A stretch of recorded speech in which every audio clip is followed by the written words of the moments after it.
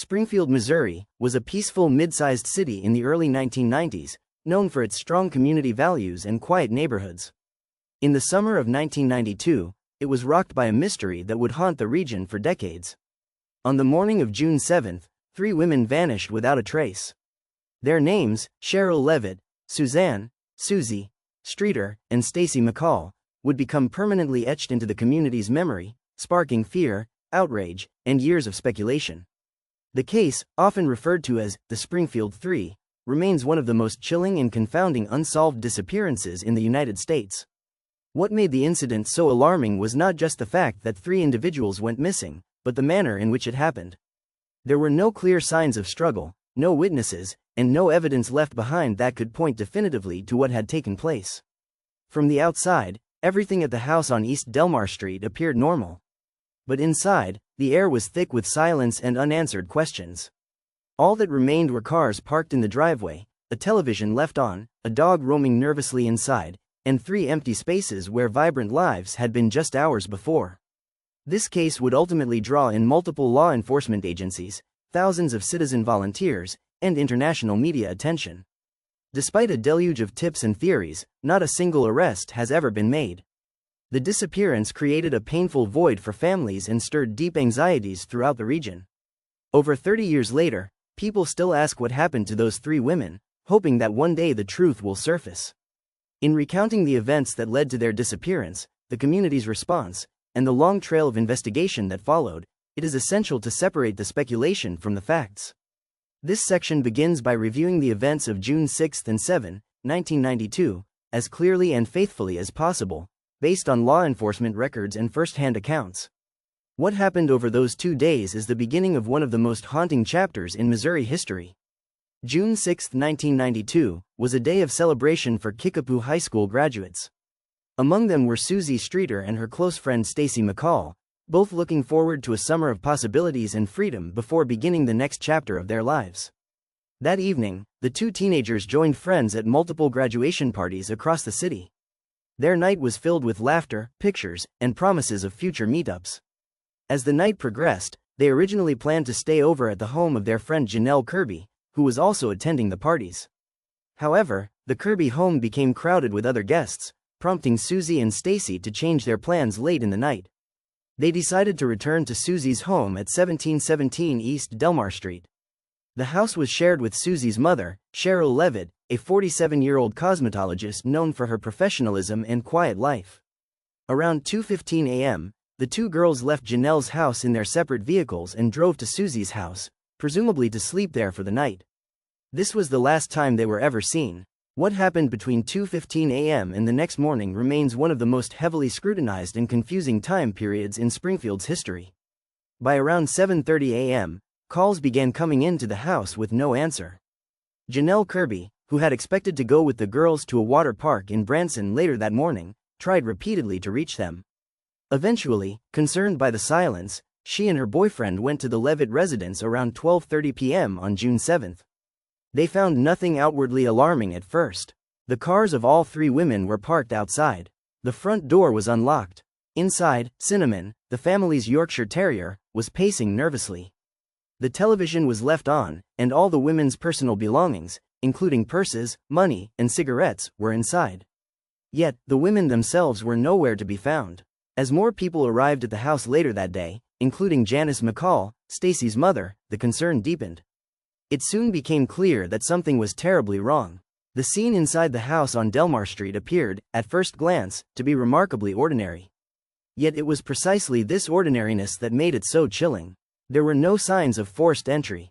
No smashed windows, no overturned furniture, no visible blood, and no indications of a struggle.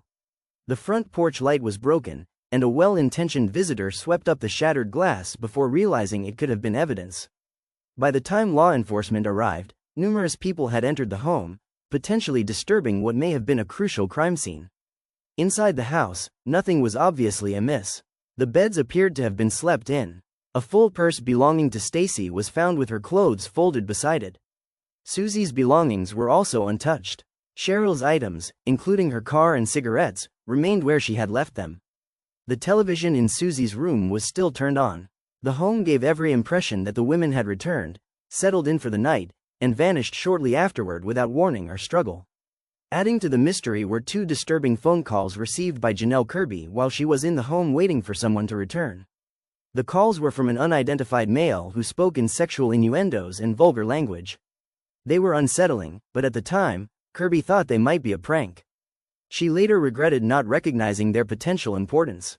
Even more frustrating, a message left on the answering machine, believed by Janice McCall to be strange, was accidentally erased when she tried to replay it. When Officer Rick Bookhout of the Springfield Police Department arrived at the scene that evening, he walked through the home and immediately grew uneasy. There was a stillness and incompleteness that troubled him. When he asked Janice McCall if she could provide her daughter's dental records, the gravity of the situation became real. Although there was no crime scene in the traditional sense, there was every reason to believe that something deeply wrong had occurred. The Springfield Police Department launched an immediate investigation. The case quickly grew beyond their local resources and soon brought in the Missouri State Highway Patrol and the FBI. The early days were filled with interviews, canvassing neighborhoods, and setting up tip hotlines. Officers reviewed the women's recent contacts and examined any possible links to previous incidents. Yet there was no clear direction, no obvious motive, and no immediate suspect. Detectives combed through thousands of tips in the first weeks alone. Volunteers passed out missing persons flyers, while local businesses displayed posters in their windows. By June 9, the case had drawn national attention. Reporters from regional and national outlets descended on Springfield. Television shows like America's Most Wanted and 48 Hours soon ran segments on the mysterious disappearance. Police held press conferences urging the public to come forward with information. Despite the widespread coverage, no solid leads emerged. Investigators followed up on every call that came in. People reported suspicious vans, strange behavior from neighbors, and vague recollections of things they may have seen that night. A surprising number of these tips led nowhere. The police began to consider that the abduction may have been committed by someone the women knew or at least trusted enough to let into the house without a fight. The locked front door had not been forced, and nothing inside the home was missing or stolen. Law enforcement remained cautious in their public statements but made it clear they believed the women were abducted. Chief Terry Knowles told the media that while they hoped for a happy ending, their instincts told them otherwise. The absence of a crime scene did not mean a crime had not occurred. It simply meant that whatever happened had been carefully executed or incredibly spontaneous. Either scenario was equally troubling. In the absence of hard evidence, theories began to multiply. Some believed the women had been abducted by a stranger, possibly someone who had followed them home from the graduation parties. Others thought it was more likely they were taken by someone they knew. This theory gained traction due to the lack of forced entry and the apparent comfort the women had in settling in before whatever occurred. Still others proposed the idea of multiple perpetrators working together to carry out a coordinated crime. One of the most persistent theories involved a man named Dustin Reckla, an ex-boyfriend of Suzie Streeter. He and two associates had been implicated in vandalizing a local mausoleum, including stealing gold fillings from corpses. Suzie had reportedly given a statement to the police about the incident. Some speculated that her cooperation had led to retaliation, possibly involving others who wanted to silence her. Despite this possibility, no charges were ever brought against Reckla or his friends in connection with the disappearance. Public interest in the case remained intense. Vigils were held, yellow ribbons were tied to trees and lampposts, and the community gathered at events to raise awareness. The families of the victims, especially Janice McCall, were tireless in their efforts to keep the story alive. Janice spoke to the media with poise and determination, never allowing her daughter's name to fade from public consciousness. Her voice became one of the most enduring in the search for justice. The Springfield Three became a symbol of unresolved trauma for the city. Every lead that went cold and every tip that led to a dead end only deepened the mystery. As weeks turned into months, hope remained, but it was increasingly coupled with sorrow. Despite the absence of answers, the case remained active, and investigators continued to work in the background, hoping that one piece of information might finally unlock the truth. From the earliest hours of the investigation, it became apparent to the Springfield Police Department that they would need outside assistance. This was no ordinary missing persons case. The simultaneous disappearance of 3 women, with no signs of forced entry or struggle, was deeply unusual. The department quickly involved the Missouri State Highway Patrol and requested assistance from the FBI, hoping that their resources and experience would help uncover what local authorities could not. Officers interviewed friends, neighbors, and anyone who had seen the women in the hours leading up to their disappearance. Tips came in from across Missouri and surrounding states, and detectives followed up on leads involving ex-boyfriends, former co-workers, and even strangers who had crossed paths with the women in the weeks prior. Yet the lack of a clear motive, suspect, or crime scene left the investigation mired in speculation. At one point, more than 20 detectives were actively assigned to the case, with many others providing logistical and technical support. Despite their efforts, law enforcement officials quickly learned the frustrating nature of high-profile cases. Many tips were vague or conflicting. Some were clearly false, others appeared promising but led nowhere. Over time, the most promising leads dried up. Officers expressed concern that the public's memory would fade, and that potential witnesses would lose motivation to come forward. Still, detectives remained publicly optimistic, reiterating their commitment to solving the case. Over the years, police departments in other jurisdictions consulted with Springfield detectives as similar cases arose. Files were reviewed, tips cross-referenced, and data shared among agencies. The cooperation was sincere, but without forensic evidence or a credible suspect, the case lacked the critical pieces needed to break it open. As the months passed, the weight of frustration began to take its toll on everyone involved, but the investigation remained officially active, with periodic bursts of renewed effort each time new information surfaced. In the weeks following the women's disappearance, the case gained significant media attention. Local news outlets covered the story daily, interviewing family members, investigators, and volunteers involved in search efforts. As the situation remained unresolved, national media picked up the story. The missing women were featured on CBS's 48 Hours, Fox's America's Most Wanted, and even The Oprah Winfrey Show. The broadcasts generated fresh tips and public interest, but they also added pressure to an already strained investigation. One of the most successful awareness efforts was the creation of a full-scale replica of the van reportedly seen near the house around the time of the disappearance. Based on witness descriptions, the van was a 1964 to 1970 Dodge panel van, moss green with no side windows and painted over rear windows. Police built a physical replica and displayed it at the Springfield Police Department and local shopping malls. The goal was to spark someone's memory, perhaps a shopper, passerby, or employee who had seen the van around town. It was a bold move and one of the earliest examples of using forensic reenactment for community engagement.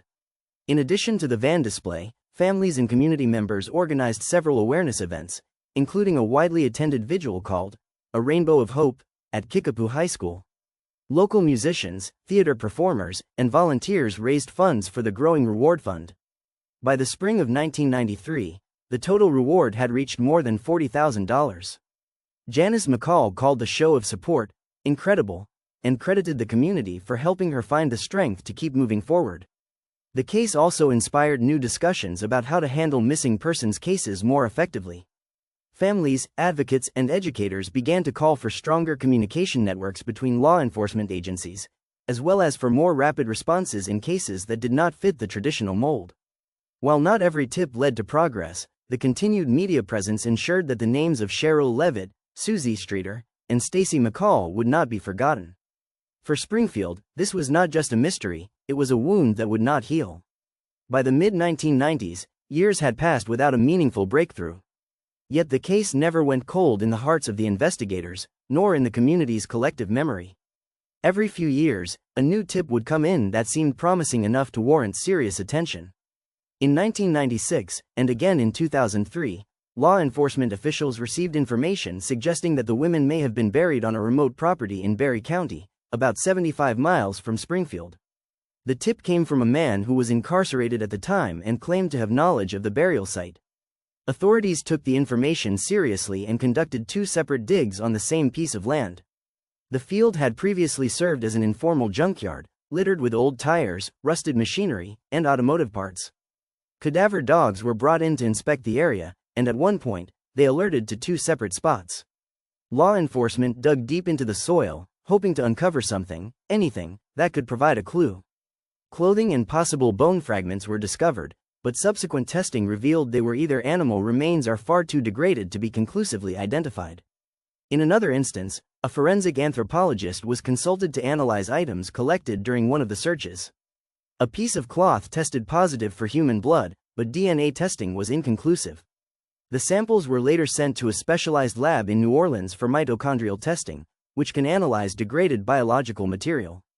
Unfortunately, the results again yielded no definitive connection to any of the 3 missing women. Though disappointing, the effort demonstrated law enforcement's continued willingness to pursue every credible lead, even more than a decade after the initial disappearance. Each failed dig brought renewed sadness and frustration. The families of the women, particularly Janice McCall, often participated or waited nearby during these excavation efforts.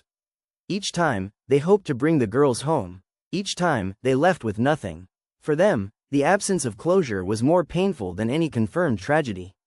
The possibility that the women were alive somewhere brought little comfort when the years kept passing without a word. In 1994, on the 2-year anniversary of the women's disappearance, authorities convened a grand jury to review potential evidence and question witnesses under oath. Among those called to testify was Dustin Reckla, Suzie Streeter's ex-boyfriend, who had previously been investigated in connection to a local mausoleum vandalism case. Reckla and 2 associates had been accused of disturbing graves and stealing dental fillings from the deceased. Suzie was believed to have provided a statement to police about the crime shortly before she disappeared. The grand jury proceedings were kept mostly confidential, but reports confirmed that Reckla appeared and answered questions related to his relationship with Suzie and the events leading up to June 7, 1992. His testimony did not result in charges, but it reignited speculation about whether someone in Suzie's social circle could have been involved in her disappearance. Some believed that retaliation for cooperating with law enforcement may have played a role, though investigators stopped short of publicly naming suspects. In addition to Reckla, law enforcement focused their attention on other individuals with criminal histories and possible connections to the women. 3 men from Missouri, Kansas, and Arkansas were quietly scrutinized. One had a history of violence and drug activity. Another was known to have been in Springfield around the time of the disappearance. While these individuals were never arrested, they remained on the radar of investigators for years. Theories emerged that one or more of them could have worked together to carry out the crime. Despite the renewed attention, the grand jury ultimately did not return indictments. The absence of physical evidence made it nearly impossible to press forward in court. Prosecutors expressed frustration, explaining that they could not build a case on suspicion alone. Meanwhile, the families waited in silence, unsure whether to feel hopeful or betrayed by the process. For many, the grand jury had seemed like the last chance to move the case forward. Its failure left them with more questions than answers. As the years turned to decades, the case of the Springfield Three remained a powerful symbol of unresolved grief in the community. The families of the women never stopped searching for answers. Janice McCall in particular became a vocal advocate for changes in how missing persons cases were handled. She worked to raise awareness, improve response protocols, and comfort other families enduring similar tragedies. Her resilience inspired many, even as her personal pain remained visible during every interview and public statement. Community members continued to honor the women in public vigils, church services, and fundraising events. The Victims' Memorial Garden in Springfield became a place of reflection for those mourning the 3 missing women. On anniversaries of their disappearance, friends and strangers alike gathered there to remember, to grieve, and to hope.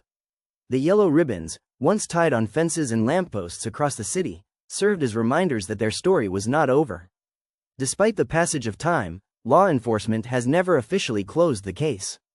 A detective remains assigned to review new information, and the department continues to encourage tips. The case file has grown to include more than 20,000 documents, and each new piece of information is reviewed with care. The house on Delmar Street where it all began has changed owners multiple times, but it still stands, a quiet reminder of what was lost.